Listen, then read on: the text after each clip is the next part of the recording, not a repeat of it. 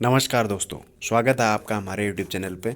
दोस्तों, जो स्नातक स्तरीय परीक्षा हुई थी 31 दिसंबर को, उसका अपडेट यानी रिजल्ट उसका कब तक आएगा? क्योंकि इससे पहले जो स्नातक स्तरीय परीक्षा हुई थी या कोई और परीक्षाएं करवाई थी यूके ट्रिपल एस सी ने, उनका रिजल्ट 10 से 12 दिन के भीतर आ गया था। तो ये एक्सपेक्टेड किया जा रहा था कि इसका रिजल्ट भी 10 तारीख तक आ जाना चाहिए था। 31 दिसंबर को पेपर हो गया था, लेकिन अभी आयोग ने इसका आज 28 तारीख हो गई है, 28 दिन तक भी इसका रिजल्ट नहीं दिया है। तो ऐसा लगता है कि ये रिजल्ट बहुत जल्द यानी इस वीक में, कल मंडे से लेकर के फ्राइडे तक जो आने वाला वीक है, इस वीक में आपका फाइनल रिजल्ट आ जाएगा। अब डिस्कस करते हैं इस पे फाइनल कट ऑफ क्या रहेगी। जो पहले आंसर की आने के बाद कट ऑफ बनाई थी, उनके हिसाब से और फाइनल इसमें क्या रह सकता है। कुछ एक चीज़ें रहेंगी इसमें कि ट्रिपल सी का मामला, क्योंकि इसमें जो अधिकतर पोस्ट है वो है बीपीडीओ की पहली लिस्ट में। तो शायद जो है पहला लिस्ट जो आएगी उस पर जिनकी रैंकिंग ज़्यादा है, जिनके मार्क्स ज़्यादा हैं, उन लोगों का नाम आएगा ही आएगा।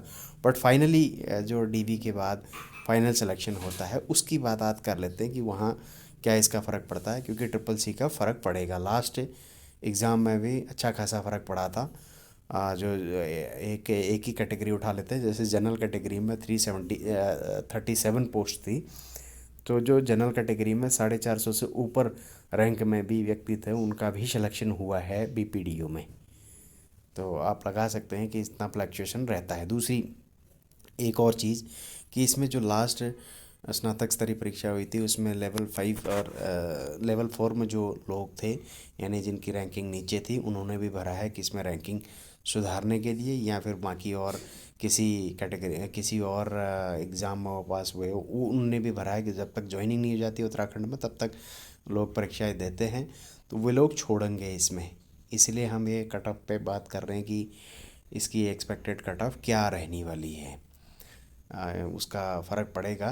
पहली लिस्ट तो सामान्य से हो सकता है कि उसमें हायर और दिखे, लेकिन दूसरी जो लिस्ट आएगी यानी डीबी के बाद जो रहेगा फाइनल, उस पे फ़र्क पड़ेगा। क्योंकि वैसे भी आयोग 2 टाइम्स बुलाता है, तो 2 टाइम्स टोटल वैकेंसी जो है 236 का, यानी 470 72 के आसपास जो है लोगों को बुलाया जाएगा ओवरऑल कैटेगरी में। तो 472 बहुत ज़्यादा नंबर होता है इस हिसाब से, और पेपर का लेवल भी अच्छा खासा था इस बार। और दूसरा ये है कि इस पे कुछ ऑब्जेक्शंस भी है, तो उन क्वेश्चनों का भी जो है एडेंडम होगा। जो कुछ चेंजेस होंगे, कुछ के आंसर्स और कुछ क्वेश्चंस डिलीट हो सकते हैं इसमें से, तो इस हिसाब से बनेंगे। तो आइए देखते हैं इसमें एक्सपेक्टेड कट ऑफ क्या रह सकती है। ये इसकी एक्सपेक्टेड कट ऑफ है कि फाइनली आप लोगों का इसमें सिलेक्शन हो जाना चाहिए कि जनरल अगर 66 से ऊपर है तो आपका फाइनल, चाहे वो सेकंड लिस्ट में क्यों ना हो, लेकिन हो जाएगा। अब ओबीसी, ईडब्ल्यूएस, इनमें पोस्टें कम हैं, ये हो सकता है जनरल के आसपास भी जा सकती हैं। तो मैंने थोड़ा कम किया है, लेकिन पोस्टें काफ़ी कम हैं इसलिए। और एससी एसटी में भी यही वो है।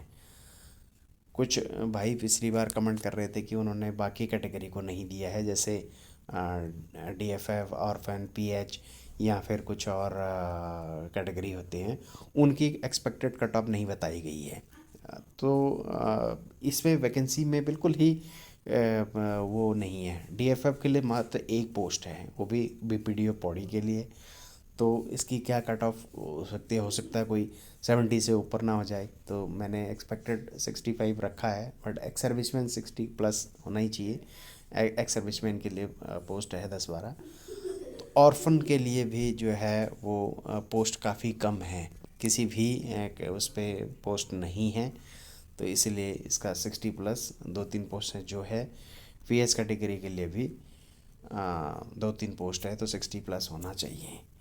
गर्ल्स का नंबर्स अच्छा है, मेरे ख्याल से 72-73 जो है पोस्ट है इस पे ओवरऑल लगा करके। तो 63+ जिस गर्ल्स का है नंबर, आ जाना चाहिए। ये फाइनल कट ऑफ रहेगी आपकी।